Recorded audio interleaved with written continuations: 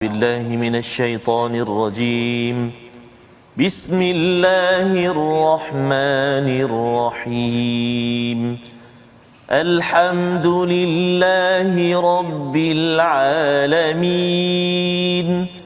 الرحمن الرحيم مالك يوم الدين إياك نعبد وإياك نستعين اهدنا الصراط المستقيم صراط الذين أنعمت عليهم غير المغضوب عليهم ولا الضالين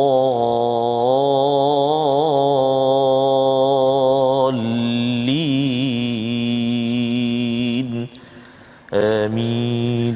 Assalamualaikum warahmatullahi wabarakatuh. Alhamdulillah wassalatu wassalamu ala Rasulillah wa ala alihi wa man wala syada la ilaha illallah syada Muhammadan abduhu wa rasuluh. Allahumma salli ala sayidina Muhammad wa ala alihi wasahbihi ajma'in. Amma ba'du. Apa khabar tuan-tuan dan puan yang dirahmati Allah sekalian? Kita bertemu dalam My Quran Time baca faham amal pada hari ini dalam sesi ulang kaji kita pada halaman 175 hingga 179. Kita sudah pun melewati kepada halaman ini pada hari Isnin hingga hari Jumaat, dan pada hari ini kita bertuah kerana kita bersama dengan tetamu undangan untuk kita mengulang kaji 5 halaman ini. Saya mengalung-alungkan kehadiran Al-Fadhil Ustaz Dr. Izhar Arif. Selamat datang Doktor. Alhamdulillah. Terima kasih ya. Terima kasih. Alhamdulillah. Ini kali pertama Doktor di sini ya. Pertama kali. Harapnya bukan kali terakhir Doktor. InsyaAllah. InsyaAllah. Ya, masya-Allah. Dan juga bersama dengan Ustaz Tarmizi Abdul Rahman. Apa khabar Ustaz? Alhamdulillah Ustaz. Alhamdulillah. Ceria ini Ustaz. Ceria hari ini. Ya. Ada Ustaz Dr. Izhar. Sama ni tengok ceramah sana, ceramah betul. sini dekat depan TV kan. Betul, Ustaz. Sekarang ni kita sama-sama Betul. depan kamera. Subhanallah. Depan kamera bersama dengan tuan-tuan yang berada di rumah. Buka halaman yang ke-175 hingga halaman 179 untuk kita melihat kepada surah Al-A'raf, dan kemudian kita nak masuk kepada surah Al-Anfal. Ya, perkara yang menarik untuk kita beri perhatian. Kita mulakan sedikit dengan doa subhanakala ilmalana illa ma 'allamtana innaka antal alimul hakim rabbi zidni ilma.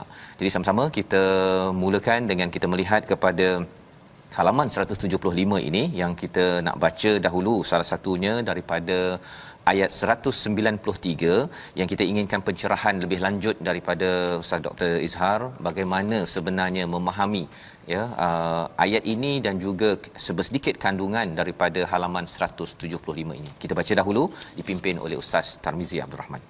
Baik, bismillahirrahmanirrahim. Assalamualaikum warahmatullahi wabarakatuh.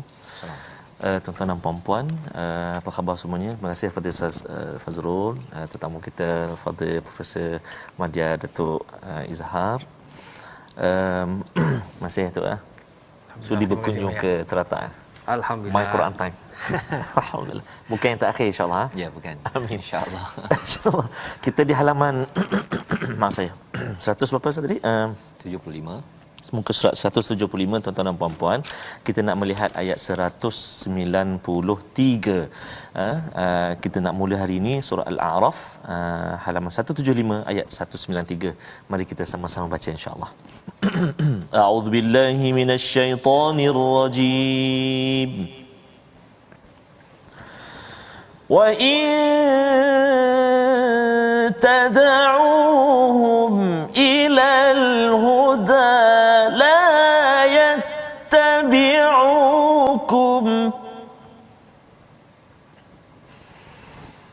سواء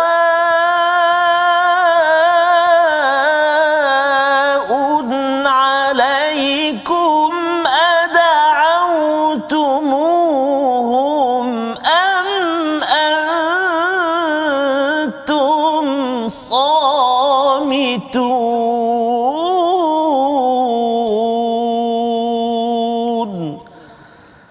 صدق الله العظيم.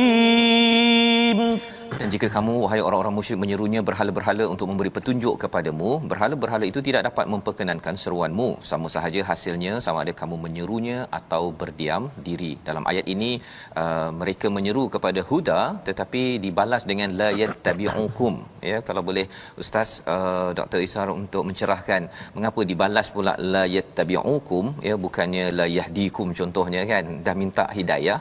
Sebenarnya mungkin jawapannya sepatutnya dia tak memberi hidayah pun kan, tetapi diletakkan perkataan ini untuk kita lebih memahami apa sebenarnya konteks ayat ini untuk kita ambil perhatian pada tahun ini dalam kehidupan kita. Silakan doktor.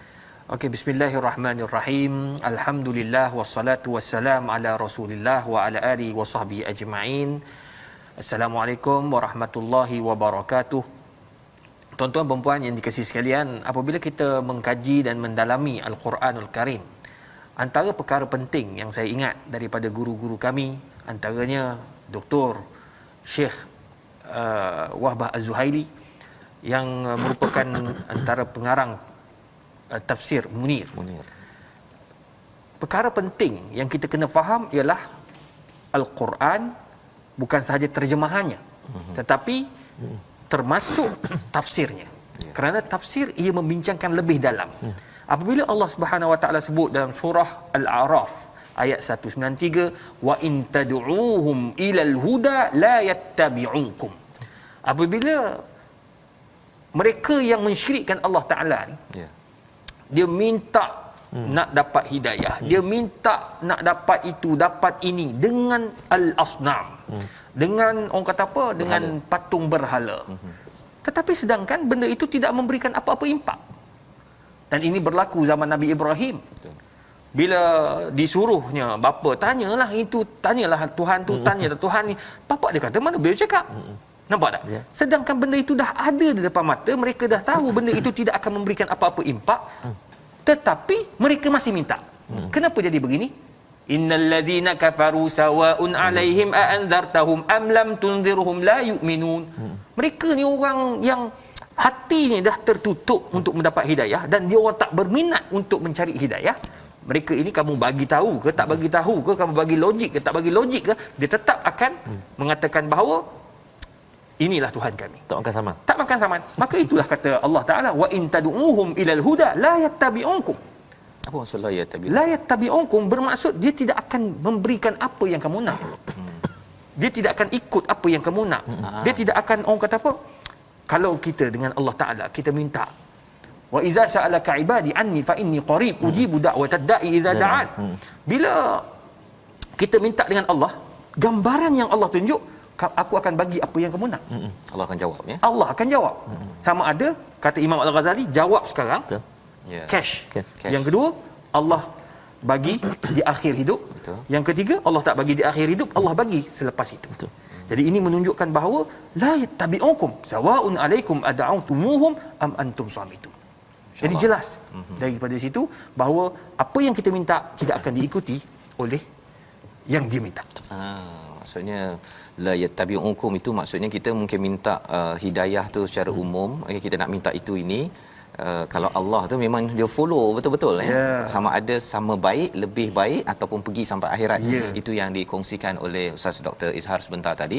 Tetapi memang berhala ni langsung, ya, langsung tidak mengikut apa-apa sekalipun apa yang kita nak kan. Kita minta ke, kita senyap ke, ialah berhala, batu Ustaz ni kan, tak ada apa pun.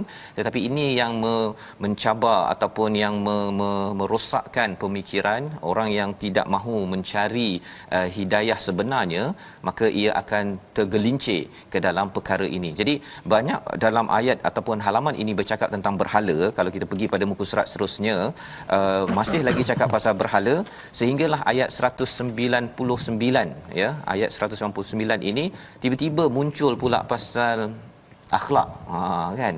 Dia kalau sebelumnya itu ayat 198 cakap tentang wa in tad'uhum ilal huda la yasma'u, kan. Jika kamu menyeru pada berhala, mereka tak pula mendengar. Tadi yattabi'ukum, ini yasma'u pula. Tapi lepas tu muncul pasal akhlak. Kita baca dahulu ayat 199, kita nak tahu apa jawapan mengapa tanasub, kaitan di antara berhala dengan akhlak ini tadi, ya. Kita baca dulu Ustaz Tarmizi. Baik, terima kasih Ustaz Fazrul bagi Datuk. Ayat 199 saya. Ada halaman 176. Kita dah berpindah ke halaman 176. Mari kita sama-sama baca satu ayat saja ini. Auzubillahi minasyaitonirrajim. Khudhil afwa wa'mur bil 'urfi wa'rid 'anil jahilin.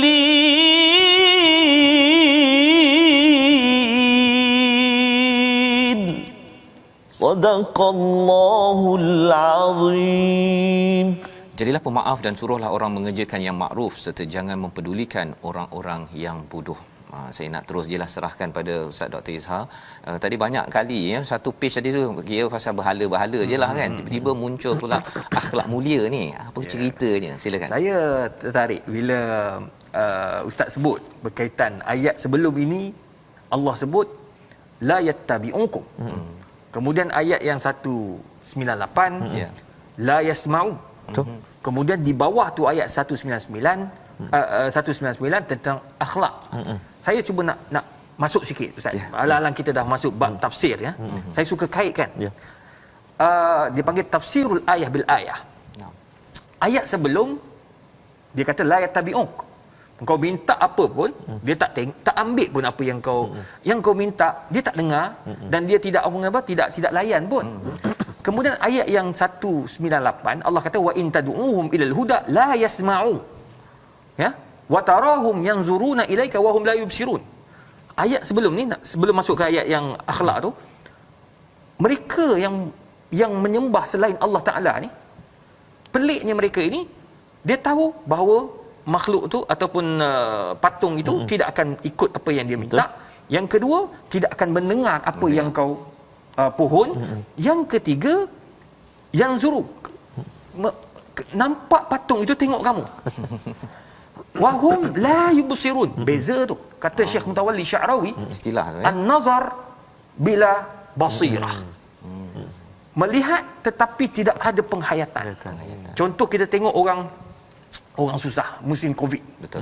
Kita tengok orang susah, masya-Allah. Kesiannya, menangis air mata kita. Keluar air mata. Kita melihat bil basirah. Dengan apa? Dengan penghayatan jiwa. Tengok. Jadi patung tidak memberikan apa-apa impak, tetapi mereka masih juga nak menyembah, masih juga mencari jalan yang tidak betul. Maka macam mana kita nak dakwah mereka? Bukan dengan cara yang menghina. Bukan cara yang yang tidak diajar oleh Nabi kita Muhammad sallallahu alaihi wasallam. Yang Nabi diajar, laqad kana lakum fi Rasulillah uswatun hasanah. Kita diminta untuk berdakwah dengan cara yang baik, akhlak yang baik seperti mana yang Nabi tunjuk. Maka Allah pun bagi tahu dalam ayat 199, khuzil afwa wa'mur bil 'urfi wa'rid 'anil jahilin. Kita kena ajar mereka, didik mereka, bagikan kemaafan, fahami keadaan mereka dan kita cuba berdakwah dengan cara yang betul. Dan apabila mereka degil, mereka tak nak ikut, wa'rid 'anil jahilin. Tinggalkan kalau katakan mereka tu degil dan tidak mahu mengikut hidayah. Tetapi kita sebagai insan, sebagai pendakwah, sebagai umat yang mukallaf dipanggil, yang bertanggungjawab dengan Allah Ta'ala, kita akan terus berdakwah dan berdakwah yang mana Nabi Muhammad tidak pernah berputus asa dalam dakwahnya. Wallahu a'lam. Ustaz, bila cakap tadi tentang kita maafkan, kita cakap dengan baik kan, tapi ada satu lagi kisah yang ini mungkin dekat bukan di surah Al-A'raf, kisah Nabi Ibrahim. Ini digunakan oleh beberapa orang kata Nabi Ibrahim tu dia ambil kapak tu kan, dia pergi balun tu kan. Jadi sebenarnya saya ni nak ikut Nabi Ibrahim juga kan. Walaupun saya beriman pada Nabi Muhammad, saya beriman pada Nabi Ibrahim, jadi saya nak ambil dua-dua. Yang maaf saya maafkan, yang kapak saya kapak juga kan. Betul ke tak betul atau macam mana memahami kisah Nabi Ibrahim itu sebenarnya? Silakan. Kita kena faham isu sejarah Nabi Ibrahim alaihissalam. Yang mana Nabi Ibrahim tidak menggunakan kapak itu sehinggalah Nabi Ibrahim sebelum itu berdialog, bercakap, menunjukkan contoh-contoh di hadapan bapanya Azar. Jadi ini menunjukkan bahawa Nabi Ibrahim menggunakan kaedah dakwah terlebih dahulu. Proses sudah ada. Dan yang kedua, kita kena faham, Nabi Ibrahim dengan Nabi Muhammad SAW mempunyai perbezaan watak dakwah yang berbeza. Dan keadaan Nabi Ibrahim suasananya lebih kritikal ketika itu, dan mereka ini amat sukar menerima apa yang dibawa oleh Nabi Ibrahim. Manakala Nabi Muhammad SAW, Nabi Muhammad ni khatamun nabi. Jadi kita ni tak boleh lari dah. Kita kena ikut cara Nabi, dan Nabi Muhammad ni berhadapan dengan umat yang lebih kurang zaman Nabi Ibrahim. Tetapi Nabi Muhammad diberikan satu kemuliaan yang lebih besar, yang mana Nabi tidak pernah putus asa. Mereka sembah dekat Kaabah saja ada 360 berhala. Nabi SAW tetap sabar dan terus berdakwah sehingga hari ini tidak ada seorang pun orang bukan Islam berada dalam Kaabah. Di dalam Makkahul Mukarramah, di Taif. Tidak ada seorang pun masa itu, masa Nabi berdakwah, yang masuk Islam kecuali siapa nama? Yang Nasrani itu. Ya, yang dia masuk Islam. Akhdas. Ya. Jadi itu salah satu daripada contoh Nabi tak pernah nak menghina dan memburukkan kaum Taif. Tetapi doa Nabi itu yang penting. Akhirnya hari ini tidak ada seorang pun orang bukan Islam yang berada di dalam Taif. Jadi ini menunjukkan bahawa akhlak Nabi yang cukup disanjungi, yang kita tidak boleh nak gunakan kekerasan. Nabi Muhammad SAW berpegang dengan apa yang Allah Subhanahu Wa Taala sebut dalam Al-Quran, la ikraha fid din, qad tabayyana ar-rusydu minal ghayy. Orang kata apa? Kita tidak ada paksaan dalam agama. Orang bukan Islam ni kita kena tunjukkan pertama budi bicara yang bijaksana. Macam Nabi SAW. Itu dia panggil dakwah bil hal. Yang kedua, berikan bukti-bukti yang kukuh. Bukti-bukti yang boleh menyebabkan mereka ini terima hebatnya Islam. Yang ketiga, tuan-tuan dan puan, dalam kita berdakwah, Nabi SAW menggunakan teknik-teknik ataupun metod dakwah yang pelbagai. Itulah hebatnya Nabi SAW dengan menggunakan akhlak yang mulia. Sebagai contoh, hari ini kita ustaz-ustaz sentiasa kena bermuhasabah diri. Jangan kita ni kata kita ustaz kita yang terbaik, tak boleh. Hari ini orang rakam kita punya ceramah. Dulu nak tengok kita kat TV ni kena masuk TV. Tak. Sekarang tak payah. Kat masjid pun dah masuk dekat TV dah. Kan? Buka YouTube dekat TV. Masuk TV. Dan orang boleh rakam, orang boleh ulang balik rakaman ceramah kita 10 tahun yang lepas. Kadang-kadang ayat yang kita guna kasar, keras, kita menghina, memburukkan. Kadang-kadang apa yang kita cakap makan diri balik. Itu sebab Nabi tak pernah mengutuk dan menghina Abu Sufyan.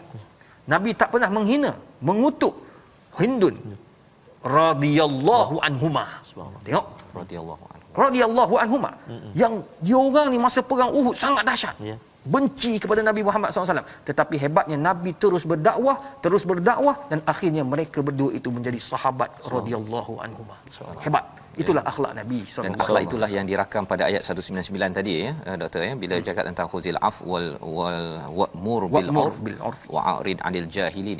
Inilah antara kesimpulan berkaitan dengan dakwah selain daripada ayat-ayat lain yang perlu kita ambil perhatian. Dan menarik lagi dalam halaman ini bercakap tentang kita perlu sangat mengelakkan daripada godaan syaitan ya, dengan bertauz membaca auzubillahi minasyaitonirrajim dalam kehidupan kita seharian. Dan ini adalah halaman terakhir daripada surah Al-A'raf, membekalkan kepada kita persediaan agar kita sedar sejarah kita. Kisah pertama yang ada dalam surah Al-A'raf itu kisah Adam bersama dengan Iblis. Di hujung-hujung ini pun bercerita tentang salah satu tanda kita ini betul-betul ikut pada Nabi Adam ialah kita bersujud. Kita ikut pada malaikat yang bersujud, bukan ikut kepada iblis ataupun syaitan yang tidak mahu bersujud kepada Allah. InsyaAllah dengan itu kita akan menjadi orang yang ke syurga. Harapnya bukan a'raf pun ya, bukan di tengah-tengah pun, apatah lagi di humban bersama dengan musuh kita sejak awal dahulu, iaitu iblis laknatullah. Dan kita ingin masuk kepada halaman 177 ya. 177 ini adalah halaman muka surat 177 surah ke-8. Surah ke-8 ini surah Madaniyah yang bercakap tentang harta rampasan mesti ada kaitan dengan perang. Sebelum kita baca, nak tahu sikit ringkas daripada doktor. Orang cakap Islam ni banyak cakap pasal perang. Dalam Quran banyak pasal qital tu banyak sangat kan. Memang Islam ni memang suruh akhirnya perang ke? Ataupun akhirnya apa sepatutnya? Silakan doktor. Yahudi dalam protokol Yahudi, salah satu protokol Yahudi jelas dijelaskan nak jatuhkan orang Islam ni dengan dua perkara. Pertama, kita jauhkan umat Islam ini dengan Al-Quran yang mereka baca. Ma baina aidihim, iaitu Al-Quran. Kita kena pastikan Al-Quran yang mereka baca mereka tak faham. Dan akhirnya ditafsir oleh golongan-golongan yang tidak sewajarnya. Orientalis tafsir ikut kepala dia. Dia panggil at-tafsir bil hawa. Dia mentafsir ikut nafsu. Golongan LGBT mentafsirkan Al-Quran ikut apa yang dia nak. Ikut apa nafsu dia nak. WhatsApp. Akhir zaman ni WhatsApp. Sekarang ni tengok tafsir pun dah macam-macam, keluar yang macam. Itu sebab mujurnya kita di Malaysia ini ada pengawalan oleh KDN untuk memastikan tafsir Quran mesti kena patuh. Sekarang ni lagi bahaya orang pakai gadget, baca Quran pakai gadget. Saya alhamdulillah Tuhan bagi rezeki, adalah rezeki menghafal. Hafal Quran kan. Bila kita baca, kata lain sikit. Rupanya satu kalimah hilang. Masya-Allah. Maknanya cukup berhati-hati. Kena dalam bab-bab diorang nak merosakkan kita orang Islam. Nombor dua, nak jatuhkan orang Islam ni dengan sejarah.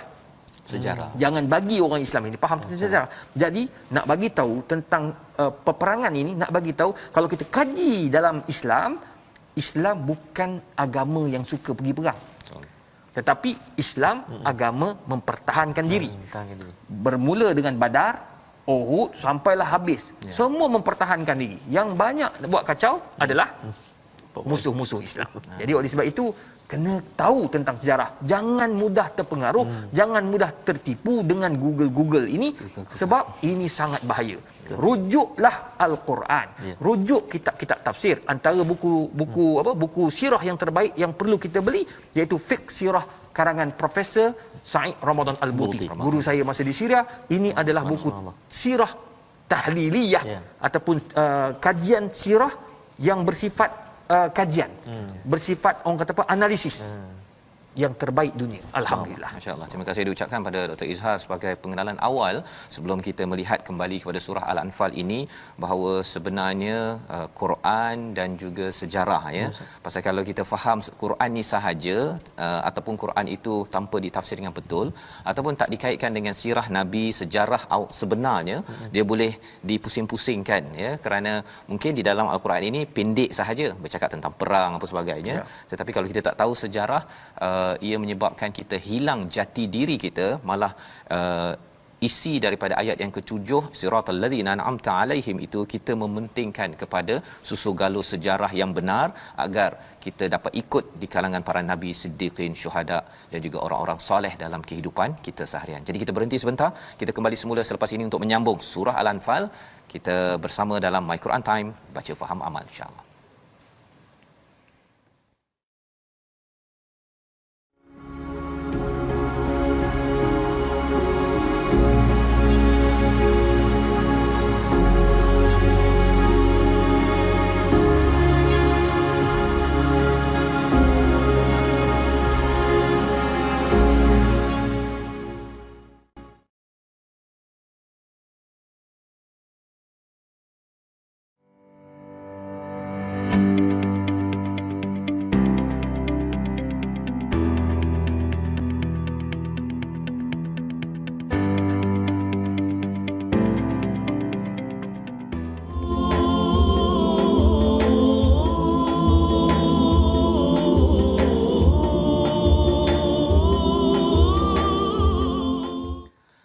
Kembali kita dalam My Quran Time, baca faham amal. Pada hari ini kita bertuah kerana bersama dengan Al-Fadhil Ustaz Dr. Izhar Arif untuk kita melihat mengulang kaji kepada halaman 175 hingga 179.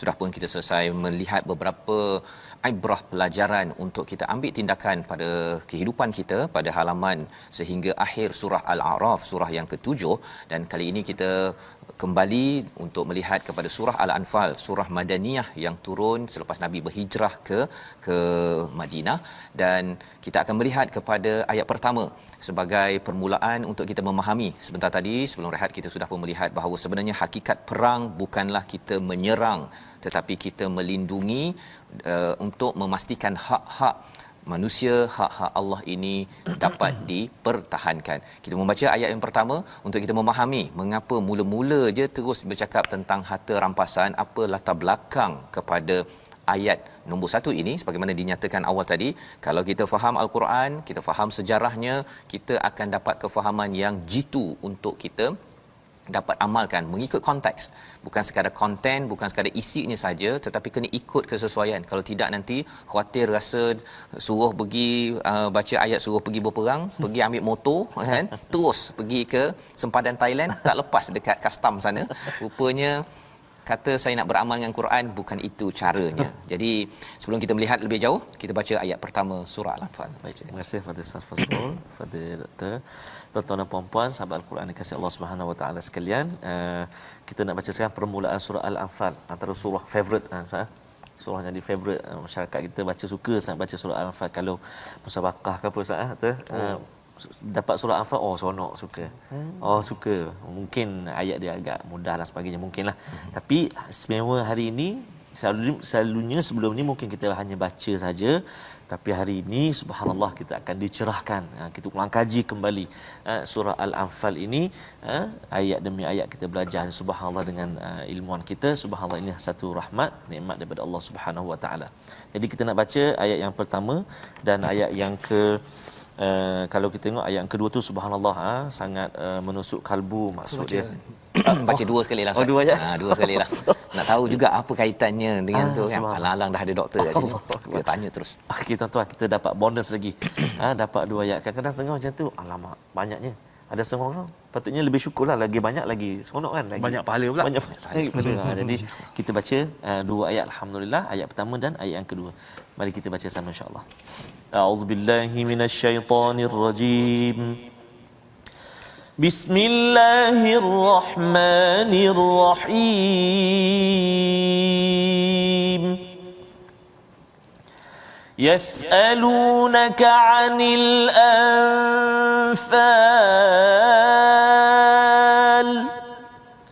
قل الأنفال لله والرسول فاتقوا الله وأصلحوا ذات بينكم وأطيعوا الله ورسوله إن كنتم مؤمنين إنما المؤمنون الذين إذا ذكر الله وجلت قلوبهم إذا ذكر الله وجلت قلوبهم وإذا تليت عليهم آياته زادتهم إيمانا وإذا تليت عليهم آياته زادتهم إيمانا وعلى ربهم يتوكلون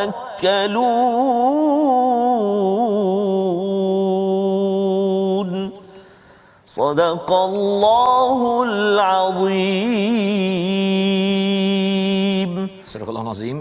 Ayat yang pertama dan yang kedua, mereka bertanya kepadamu wahai Muhammad tentang pembahagian harta rampasan perang. Katakanlah harta rampasan perang itu milik Allah dan Rasul, maka bertakwalah kepada Allah dan perbaikilah hubungan di antara kamu dan taatlah kepada Allah dan Rasul jika kamu orang-orang yang beriman. Sesungguhnya orang yang beriman adalah mereka apabila disebut nama Allah gemetar hatinya dan apabila dibacakan ayat-ayatnya kepada mereka bertambah kuat imannya dan hanya kepada Tuhan mereka bertawakal. Jadi di dalam ayat ini bercakap bermula dengan Anfal menjadi kepada tajuk ataupun nama surah ini. Terus kita nak pergi kepada Dr. Izhar bertanya, nak mencerahkan tentang mereka bertanya tentang Anfal, ya, apa sejarah daripada ayat ini. Silakan Dr. Okey, bismillahirrahmanirrahim. Surah Al-Anfal. Bila sebut Al-Anfal iaitu harta rampasan perang. Ada orang kata Islam ini terlalu kejar dunia. Sebab Dia kata bila baca surah perang, Allah mulakan dengan harta rampasan. Sebenarnya terdapat hikmah, falsafah di sebalik surah ini. Dr. Wahbah Az-Zuhaili dia jelaskan kenapa Allah Ta'ala memulakan surah Anfal dengan harta. Kerana balik kepada hadis Nabi SAW, innamal a'malu binniyat. Setiap amalan itu balik pada niat. Kerana orang pergi perang ni ada dua jenis.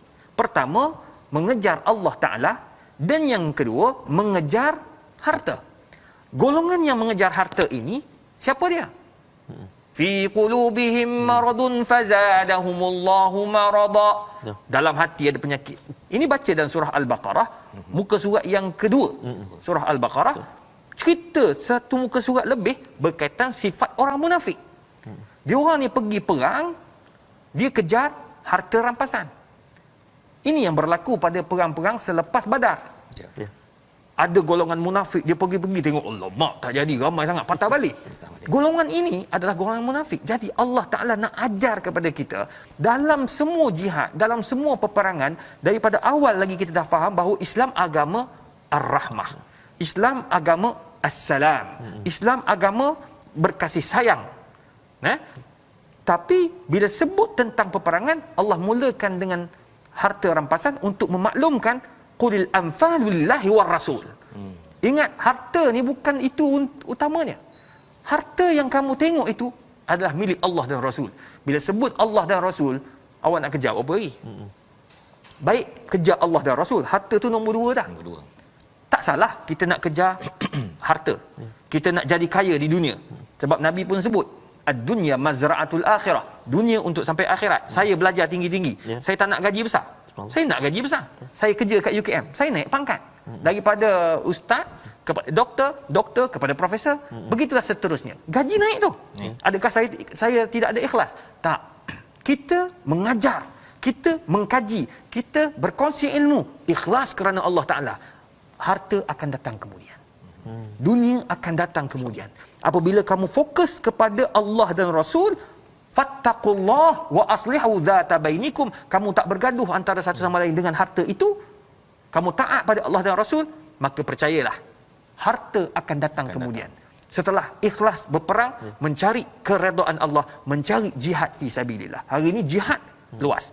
Dr. Yusuf Al-Qardawi dalam Fiqhul Jihad menjelaskan bahawa hari ini peperangan bukan saja lagi dengan pedang ataupun senapang dan sebagainya, tetapi jihad ekonomi, jihad halal, jihad pendidikan, jihad politik. Dan ini merupakan jihad-jihad yang kita kena hadapi, dan kita kena letakkan Allah dan Rasul di hadapan.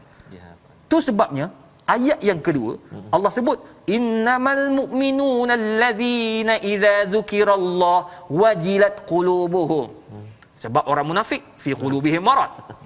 Manakala orang Islam, orang mukmin, hatinya akan terpaut, akan menangis apabila terdengar perkataan Allah dan Rasul. Bila Allah dan Rasul kuat, maka jihad mereka lain daripada yang lain. Dan inilah yang disebut oleh Dr. Said Ramadan Al-Bauti dalam buku Fiqh As-Sirah. Perbezaan peperangan perang Badar dengan perang Uhud. Perang Badar mereka tidak fikir kecuali Allah dan Rasul. InsyaAllah. Fokus. 300 boleh mengalahkan 1000. Manakala bila perang Uhud, bukan kalah, cuma ada sedikit kelonggaran, ketirisan, gitu. Jadi berlaku sedikit kesilapan sebab Allah nak ajar. Dia panggil satu pengajaran kepada orang Islam bahawa jangan terlalu fikirkan harta rampasan itu. Bila kamu lupa Allah, lupa Rasul, fikir harta rampasan, maka kita kalah dengan Khalid ibn Walid yang datang daripada belakang. Jadi akhirnya, tuan-tuan dan puan, jadi orang mukmin yang berpegang dengan Allah dan Rasul, berpegang dengan apa yang Allah akan bagi selepas ini, barulah kita akan menjadi orang yang berjaya dalam jihadnya, dalam peperangannya. Tak kira dalam peperangan apa, bagi saya, dalam saya sebagai ahli akademik, peperangan ataupun jihad akademik itu salah satu daripada usaha saya. Kalau saya mati pun, saya akan meninggalkan buku-buku. Saya akan meninggalkan artikel-artikel jurnal. Saya akan meninggalkan dakwah yang kita sampaikan. Sekurang-kurangnya inilah yang akan datang di akhirat. Selain gaji yang Allah bagi kat dunia juga merupakan sebahagian daripada usaha kita, dan itu merupakan perkara juga yang amat penting untuk kita hidup di bumi. Wallahu alam. Terima kasih diucapkan pada Dr. Izhar, ya, melihat kepada permulaan, ya, rupanya Allah mulakan dengan Anfal ini untuk mula dulu dengan topik yang biasa orang suka, ya, tapi rupanya Allah nak twistkan, ya, bukan nak twist, maksudnya nak bawa kita kepada yang betulnya, iaitu sebenarnya tujuan dalam perjuangan adalah lillahi war rasul, ya. Kalau kejar-kejar pun akhirnya Allah Rasul itu punya juga, kan. Dan di sini baiklah dikuatkan, ya, dikuatkan keimanan kita. Kalau katakan jihad akademik, dalam jihad ekonomi, tuan-tuan yang bertugas di tempat kerja buat bersungguh-sungguh, kan, kerana Allah dan Rasul, baiki kepada hati kita, dan kemudian kita membaca ayat-ayat Allah, kerana itu kekuatan, dan kekuatan itu akan memberi kesan pada apa? Pegawai-pegawai HR yang kata nak buat training, nak pastikan ahlinya apa tak, istilahnya apa, klaim Tidak amanah. Klaim yang Mileage, OT. tak betul tu, kan, ataupun beli cuti ke apa sebagainya tu. Apabila perkara ini dapat dibina, sebenarnya dia menghasilkan tentera-tentera yang sebenarnya fokus kepada jihad, yang kalau dalam surah dalam peristiwa Badar itu dapat kemenangan, ustaz, ya. Tetapi kalau perang Uhud itu ada sesuatu yang Allah tegur kerana ada bercampur dengan perkara-perkara yang tersilap keutamaan dalam perjuangan ini. Jadi ini pelajaran daripada halaman 177, dan kita pergi kepada halaman 178. Terutama kita melihat kepada ayat yang ke-15, ya, ayat ke-15 ini seruan untuk berjihad, ya, untuk keluar pergi berperang. Kita baca dulu ayat 15, dan kita nak melihat sebenarnya ayat ini bila baca-baca, ya, pada bulan Ramadan, tiba-tiba bersemangat saya ni, kan, tiba-tiba bersemangat, kan. Badar pada bulan Ramadan, saya takkanlah duduk je depan Quran, saya nak ambil tindakan, tapi nak tahu apa syarat untuk mengambil tindakan, respon kepada ayat 15. Kita baca dulu ayat 15. Baik, terima kasih Ustaz. Dan tuan-tuan dan puan-puan, kita ayuh kita baca sekarang ayat 15, ya. Di halaman 178. A'udzubillahi minasyaitonir rajim. Ya ayyuhalladzina amanu idza laqitumul ladzina kafaru zahfa إذا لقيتم الذين كفروا زحفا فلا تولوهم الأدبار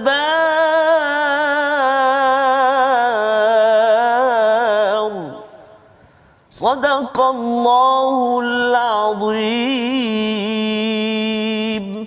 Wahai orang-orang yang beriman, apabila kamu bertemu dengan orang-orang kafir yang akan menyerangmu, maka janganlah kamu berpaling undur membelakangi mereka, iaitu cabut ataupun mundur. Dalam ayat ini, bila baca sekali lalu, Ustaz, ya, bila tengok orang kafir yang akan menyerangmu, teringat, ada orang yang kat luar-luar sana tu, dia mesti tak puas hati dengan kita ni. Jangan bermundur. Saya nak buat sesuatu lah ni, kan. Dah bersemangat dah ni. Rasa selama ni baca tak faham.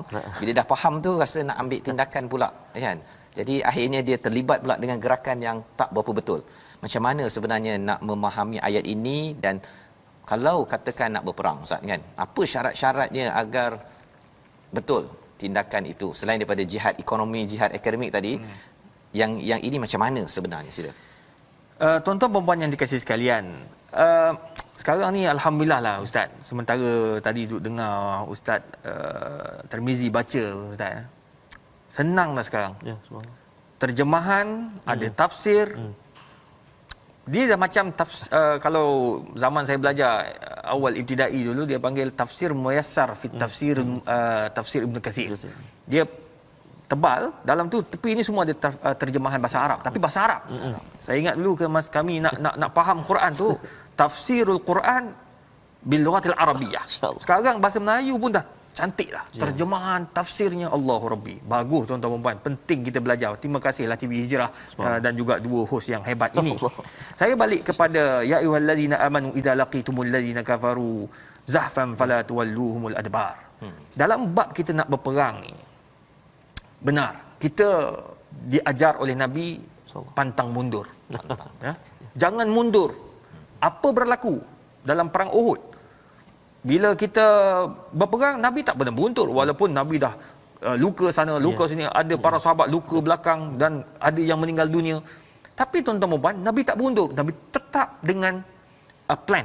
Plan A, gagal plan A, plan B, plan B, plan C. Tak surrender lah. Dan itu yang berlaku dalam perang Uhud. Kalau kita kaji betul-betul. Menariknya, akhirnya membawa kepada kemenangan. Cuma, bila sebut tentang syarat-syarat jihad, kita kena balik kepada ayat Quran juga. Ya ayyuhallazina amanu atiiullaha wa atiiur rasul wa ulil amri minkum fa in tanaza'tum fil amri fi syai'in farudduhu ila Allahi war rasul. Maknanya balik kepada Allah dan Rasul. Dalam kita nak berperang ni, kita balik cara yang diajar oleh Allah dan Rasul. Kemudian jangan lupa balik kepada para pemimpin yang juga balik kepada Allah dan Rasul. Kita nak berperang, kita kena ikut undang-undang yang ada dekat negara kita ni, Malaysia. Itu sebabnya kita tidak boleh nak berdakwah, kita tak boleh nak berperang, kita tak boleh nak berjihad kecuali ikut undang-undang. Apa yang telah dibenarkan oleh undang-undang. Saya teringat masa saya balik daripada Syria tahun akhir, saya sempat bertemu dengan guru saya, Syekh Dr. Sa'id Ramadan Al-Buti dekat Masjid Jami' Al-Buti dekat atas bukit kat Rukunuddin.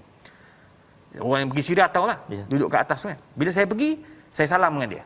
Salam memang tak boleh cium tangan. Dia memang tak bagi orang cium tangan dia. Jadi ada kawan saya seorang daripada Singapura, orang mak bapak dia bergambar dengan Syekh. Saya pula nak bergambar dengan Syekh, dia tak bagi. Lah, untuk apa kau nak bergambar dengan aku? Litizkar, untuk mengingati. Lah, dia kata, tak ada. Kau beli buku aku, kau baca buku aku, itulah yang kamu akan ingat. Sebab saya tak ada gambar dengan arwah. Yang nombor dua, saya kata, apa pendapat Syekh tentang jihad? Perlu ke saya ini pergi ke Palestin dan sebagainya? La. Jihaduka ya Muhammad. Dia panggil saya Muhammad. Jihaduka ya Muhammad fi Malaysia, fi baladik. Negara kamu, tempat kamu berjihad. Kamu tak payah sibuk pergi negara-negara orang lain. Orang Palestin berjihad di negara Palestin. Syria di Syria. Kamu Izhar di negara kamu. Pastikan jihad itu dikembang dengan baik. Dan perkara yang sama disebut oleh Dr. Yusuf Al-Qardawi dalam Fiqhul Jihad. Jadi itu sebabnya kita nak berjihad ni, kita nak berperang, kena ikut apa yang telah ditentukan oleh negara kita. Kalau negara kita tak bagi, tak membenarkan kita pergi perang dekat Syria, tak bagi kita pergi perang dekat Gaza, tak bagi kita pergi perang dekat negara-negara lain, tak apa. Kita berperang dalam negara kita ini dalam bentuk yang lain. Perang ekonomi. Perang ekonomi bukan kita pergi bunuh orang yang bukan Islam. Tak, kita lawan. Falyatanafasil mutanafisun. Tengok dia hebat, kita lawan. Dan balik kepada sunnah siapa? Sunnah Abdul Rahman bin Auf. Subhanallah. Nah, dia pergi sampai ke Al-Madinah. Abdul Rahman bin Auf, dia lawan Yahudi punya bisnes sehingga Yahudi kalah dengan Abdul Rahman bin Auf. Itu kehebatannya, itu jihad yang sebenar. Jadi bila kita nak berjihad, jangan mudah-mudah ikut militan, ikut ISIS. Itu semua menyebabkan kita rugi. Ustaz Tirmizi, ustaz yang alim dalam bidang masing-masing, kalau pergi ke tempat-tempat yang tidak sepatutnya, kena tangkap, tidak ke rugi ilmu tu. Elok-elok sedap suara boleh masuk TV Hijrah. Apa ni? Baca dalam penjara je. Kena 20 tahun dah, rugi dah ilmu Ustaz Tirmizi tu. Kan? Jadi akhirnya tak ke mana. Baiklah kita gunakan apa yang ada untuk kita sebarkan jihad dekat negara kita dengan cara yang betul, yang Allah pun dah bagi tahu, idza laqitumul ladzina kafaru zahfan fala tuwalluhumul adbar. Cuma jangan kita patah balik. Cuma dalam hari ni, konteks kita hari ni, jangan putus asa. Jangan putus asa dengan apa yang berlaku. Teruskan berdakwah, teruskan jihad fisabilillah, menegakkan agama Allah Azza wa Jalla. Insya-Allah kita tidak akan kalah jika ada semangat yang kuat. Wallahu a'lam. Terima kasih ucapkan pada Ustaz Izhar ya. Daripada ayat sebentar tadi, jangan berputus asa, satu poin, dan yang paling awalnya ialah ikut undang-undang ya, pasal dah namanya ya ayyuhallazina amanu. Jadi maksudnya ikutlah kepada Allah dan Rasul, dan juga ulil amri yang ikut pada Allah dan Rasul ya. Kalau nak sangat berperang, pergi masuk tentera, tapi itu pun kena ikut pada panglima cakap pergi Bosnia, pergilah kat sana kan. Jangan pula putus asa. Tetapi kalau katakan nak pergi dalam jihad ekonomi, pergi bahagian ekonomi, belajar betul-betul, buat betul-betul ya. Dan jangan putus asa kalau dah masuk satu lapangan itu. Ini kadang-kadang masuk tentera ni nak berperang, tak best lah kan. Tukar pergi akademik pun putus asa juga, pergi kerja lain putus asa juga. Jadi rupa-rupanya bab kerja pun dah putus asa, ni nak pergi berperang pula kan. Lagi cepat berputus asa kalau kita tidak bina semangat ini dalam kehidupan kita seharian. Jadi ini message daripada halaman 178. Dan kita berada di penghujung ya, berada di penghujung. Sebenarnya kita ada satu lagi pada halaman 179 di mana ada cerita pasal mendengar ni ya. Dia dah masuk kepada disiplin bagaimana tak nak berputus asa. Pasal dalam satu organisasi ni sebenarnya biasalah kan, bos cakap ini, kadang-kadang orang ni nak buat lain kan. Dalam masa yang sama ialah kadang-kadang dia persoalkan bos ni sebenarnya ya. Kita baca sikitlah satu ayat daripada ayat 21 ya, untuk sama, ataupun ayat 20 lah, ayat 20 untuk sama-sama kita memahami apa sebenarnya konteks sebelum kita berakhir pada hari ini. Silakan Ustaz. Terima kasih Ustaz. A'udzubillahi minasyaitonirrajim. Ya ayyuhalladzina amanu atii'ullaha wa rasulahu أطيعوا الله ورسوله ولا تولوا عنه وأنتم تسمعون